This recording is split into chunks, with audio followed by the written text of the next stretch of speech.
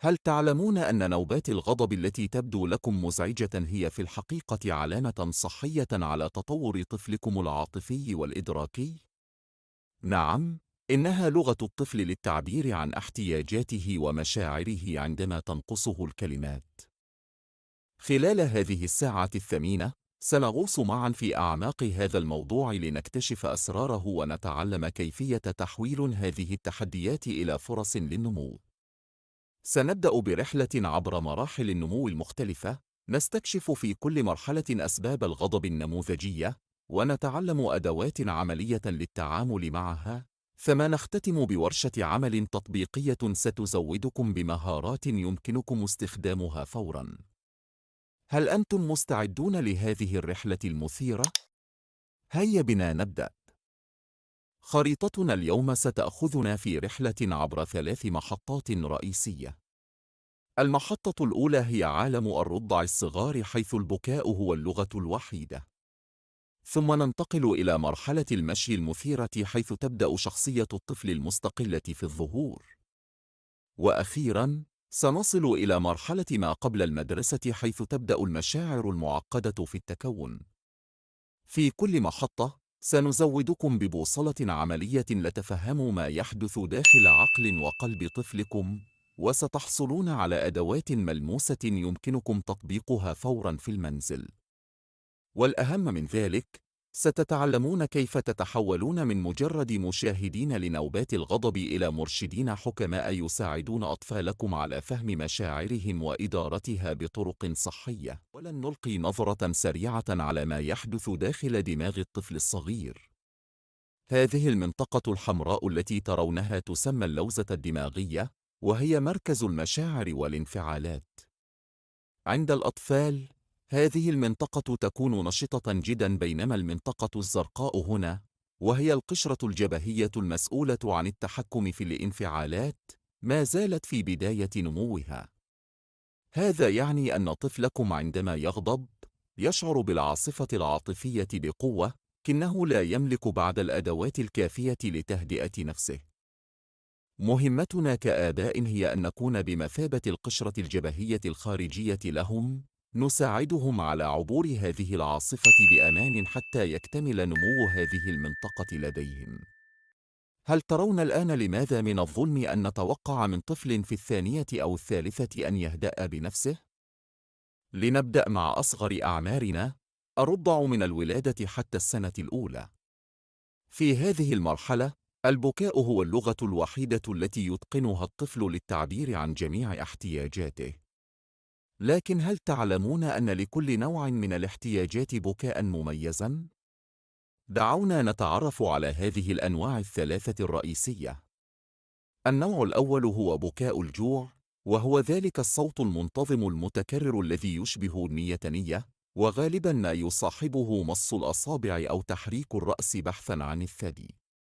الحل هنا بسيط، الرضاعة سواء كانت طبيعية أو صناعية. النوع الثاني هو بكاء التعب، وهو صوت متقطع يشبه الأنين يصاحبه فرك العينين أو التثاؤب.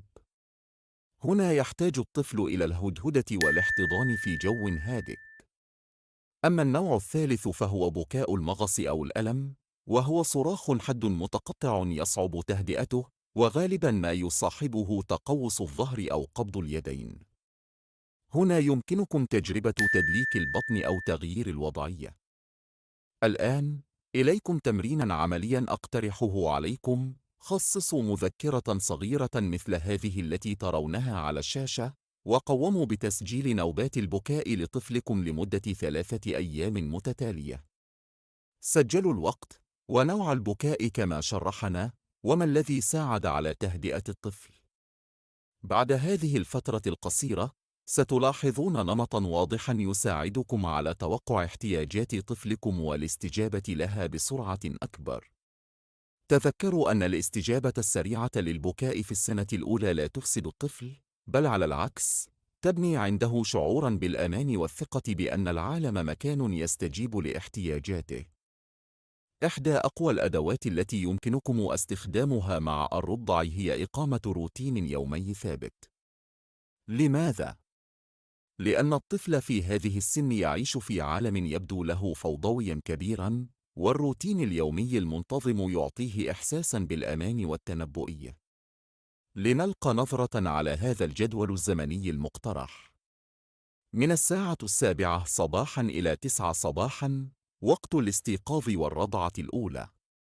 حاولوا أن تجعلوا هذه الفترة هادئة ومريحة، مع إضاءة طبيعية لمساعدة جسم الطفل على ضبط ساعته البيولوجية. من 9 إلى 11 صباحا وقت اللعب الهادئ. هنا يمكنكم وضع الطفل على بطانيته مع بعض الألعاب المناسبة لعمره، أو حمله في حاملة الأطفال بينما تقومون بأعمالكم. من 12 إلى 2 ظهراً وقت القيلولة المهمة جداً لنمو الدماغ. لا تقلقوا إذا لم يلتزم طفلكم بالضبط بهذه الأوقات، الفكرة هي في تكرار التسلسل نفسه يومياً: استيقاظ، رضاعة، لعب، نوم. مع الوقت سيتعلم جسم الطفل هذا النمط وسيصبح أكثر انتظاماً. تذكروا أن هذا الروتين ليس قيداً لكم، بل أداة مساعدة تجعل يومكم أكثر سلاسة وتقلل من نوبات البكاء الناتجة عن التعب أو الإفراط في التحفيز. جربوا تطبيقه لمدة أسبوع ولاحظوا الفرق. لننتقل الآن إلى مجموعة الأدوات المساعدة لتهدئة الرضع. الصورة التي ترونها الآن تظهر ما أسميه صندوق تهدئة الرضيع. دعونا نستعرض محتوياته واحدة بواحدة. أولاً، المصاصة الهزازة. العديد من الأطفال يجدون الراحة في حركة المص حتى عندما لا يكونون جائعين. يمكنكم تجربة المصاصات المخصصة للرضع بعد استشارة الطبيب. ثانياً، البطانية الناعمة. بعض الأطفال يهدؤون عند الفهم بطريقة تشبه احتضان الرحم، احرصوا على أن تكون البطانية خفيفة وتسمح بحرية التنفس. ثالثاً، تسجيل صوت الأم. الغريب أن الأطفال غالباً ما يهدؤون عند سماع الأصوات المألوفة التي سمعوها وهم في الرحم، مثل صوت الأم وهي تقرأ أو تغني. لكن هنا تحذير مهم: لا تستخدموا كل هذه الأدوات في نفس الوقت. ابدأوا بأداة واحدة، وإذا لم تنجح بعد دقيقتين، جربوا التي تليها. أيضاً، لا تبالغوا في تحفيز الطفل بمحاولات متكررة للتهدئة. أحياناً، كل ما يحتاجه الطفل هو بعض الهدوء والمساحة في بيئة مريحة.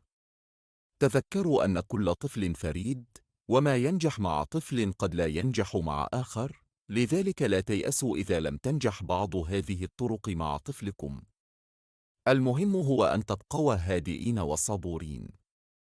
ها نحن نصل إلى مرحلة المشي المثيرة، حيث يبدأ الطفل في اكتشاف استقلاليته، لكن مهاراته اللغوية ما زالت محدودة. هذه الفجوة بين ما يريده وما يستطيع التعبير عنه غالباً ما تؤدي إلى نوبات الغضب. دعونا نتعلم معاً كيف نقرأ علامات نوبة الغضب قبل أن تصل إلى ذروتها. أولاً، لاحظوا الأذنين. عندما تبدأ الأذنان في الإحمرار، فهذه علامة مبكرة على ارتفاع مستوى الإثارة. ثانياً، اليدان المقبوضتان. عندما ترون قبضة اليدين تتشدد، فهذا مؤشر على أن الطفل بدأ يفقد السيطرة على مشاعره. ثالثاً، الركل بالرجلين. عندما يبدأ الطفل في الركل أو ضرب الأرض برجليه، فهذه علامة على أن نوبة الغضب قد وصلت إلى ذروتها. لكن هناك علامات خطر حقيقية يجب أن تنتبهوا لها. إذا رأيتم الطفل يعض نفسه أو الآخرين، أو يضرب رأسه بالحائط أو الأرض، أو إذا استمرت نوبة الغضب لأكثر من 25 دقيقة مع علامات جسدية مثل التعرق الشديد أو صعوبة التنفس، فهذه كلها إشارات تحذيرية تستدعي استشارة أخصائي نمو الطفل أو طبيب الأطفال. لا تترددوا في طلب المساعدة المتخصصة في هذه الحالات، فقد تكون هناك أسباب أخرى تحتاج إلى تدخل. الآن، لننتقل إلى بعض المواقف الشائعة التي تثير نوبات الغضب عند الصغار، وكيفية التعامل معها. السيناريو الأول: نوبة غضب في السوبر ماركت لأن الطفل يريد الحلوى. الحل هنا هو التحويل الذكي للانتباه. بدلاً من الصراع المباشر، حاولوا قول: انظر إلى تلك الطائرة في السقف، أو هل يمكنك مساعدتي في عد علب الحبوب؟ السيناريو الثاني: رفض النوم. هنا يمكنكم تحويل وقت النوم إلى مغامرة باستخدام قصة جذابة أو لعبة ظل الأصابع. السيناريو الثالث: معركة الطعام. بدلاً من إجبار الطفل على الأكل، قدموا له خيارين محدودين: تريد التفاح أم الموز؟ أو تريد أن تأكل واقفاً أم جالساً؟ المفتاح في كل هذه المواقف هو التحضير المسبق. قبل الذهاب إلى السوق، خذوا معكم لعبة صغيرة أو وجبة خفيفة. قبل وقت النوم، هيئوا الجو بالتهدئة التدريجية. عند تقديم الطعام، اجعلوا الخيارات محدودة ومقبولة لكم. تذكروا أن الأطفال في هذه السن يحتاجون إلى الشعور ببعض السيطرة، لكن ضمن حدود تضعونها أنتم. هذا التوازن بين إعطائهم خيارات والحفاظ على الحدود هو سر التعامل الناجح مع هذه المرحلة. أحد أهم الأدوار التي يمكنكم القيام بها في هذه المرحلة هو تعليم طفلكم التعبير عن مشاعره بالكلمات بدلاً من التصرفات. وهذه اللوحة البسيطة التي ترونها يمكن أن تكون أداة رائعة لتحقيق ذلك. علموا طفلكم ربط المشاعر برموز بسيطة: السعادة بالشمس، الغضب بالبركان، الحزن بسحابة المطر. عندما يغضب الطفل، استخدموا هذه اللوحة وساعدوه على تحديد ما يشعر به: أراك تغضب؟ هل تشعر أن هناك بركانا داخلك؟ هنا نشاط عملي أقترحه: اصنعوا مع طفلكم مقياس الغضب من 1 إلى 5، حيث 1 هو الهدوء التام و5 هو الغضب الشديد. يمكنكم استخدام وجوه تعبيرية أو ألوان، من الأخضر إلى الأحمر. علموا الطفل أن يشير إلى رقم غضبه عندما يبدأ بالانفعال. مع الوقت، سيساعده هذا على تطوير الوعي بمشاعره وإدارتها. تذكروا أن هذه المهارات لا تتطور بين ليلة وضحاها، ولكن مع الصبر والتكرار ستلاحظون تحسناً كبيراً في قدرة طفلكم على التعبير عن مشاعره بشكل صحي. ها نحن نصل إلى مرحلة ما قبل المدرسة، حيث تبدأ المشاعر المعقدة مثل الحسد والظلم والخوف من الفشل في الظهور. هذا الجبل الذي ترونه يمثل تدرج مشاعر الطفل. في القاعدة نجد الاحتياجات الأساسية مثل الجوع والتعب، وهي نفس أسباب الغضب في السنوات الأولى. لكن كلما صعدنا إلى القمة، نجد مشاعر أكثر تعقيداً مثل: لماذا يحصل أخي على لعبة أكبر؟ أو لماذا لا أستطيع أن أفعل هذا مثل صديقي؟ هذه المشاعر الجديدة قد تكون محيرة للطفل، وقد لا يعرف كيف يعبر عنها بشكل مناسب. دورنا هنا هو مساعدة الطفل على فهم هذه المشاعر المعقدة. يمكنكم استخدام القصص أو الأمثلة من الحياة اليومية لشرحها. مثلاً: أتذكر عندما شعرت بالحزن لأن صديقك كان يلعب بلعبة جديدة. هذا الشعور يسمى الحسد، وهو طبيعي، لكن المهم كيف نتعامل معه. ساعدوا الطفل على تسمية مشاعره بدقة، فهذه الخطوة الأولى نحو إدارتها. تذكروا أن تعابير الوجه ولغة الجسد لديكم عندما تتحدثون عن المشاعر ستكون قدوة للطفل في كيفية التعامل معها. الآن، لننتقل إلى مجموعة من التقنيات العملية التي يمكنكم تعليمها لطفلكم لإدارة غضبه. هذا السلم الذي ترونه يمثل 3 خطوات بسيطة. الأول: عد إلى 10. علموا الطفل أن يأخذ وقتاً مستقطعاً عندما يشعر بالغضب. يمكنكم جعلها لعبة: هل تستطيع العد إلى 10 مثل السلحفاة البطيئة؟ الثانية: تنفسوا بعمق. هنا يمكنكم استخدام صورة مضحكة مثل نفخ البالون في بطنك ثم إخراج الهواء ببطء. الثالثة: طلب المساعدة. شجعوا الطفل على المجيء إليكم عندما يشعر أنه لا يستطيع التحكم في غضبه. لكن هنا سر نجاح هذه التقنيات: يجب أن تتدربوا عليها في أوقات الهدوء وليس أثناء نوبة الغضب. خصصوا 5 دقائق يومياً للتدرب على هذه المهارات في جو مرح. يمكنكم تمثيل الأدوار، حيث تلعبون دور الطفل الغاضب ويحاول الطفل تهدئتكم باستخدام هذه التقنيات.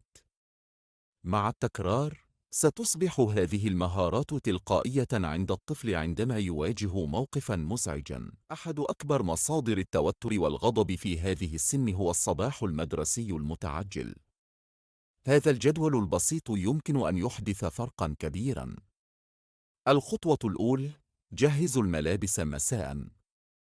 دعوا الطفل يختار من بين خيارين مقبولين لديكم. الخطوة الثانية: أعدوا الحقيبة مع الطفل قبل النوم، اجعلوها مسؤولية مشتركة.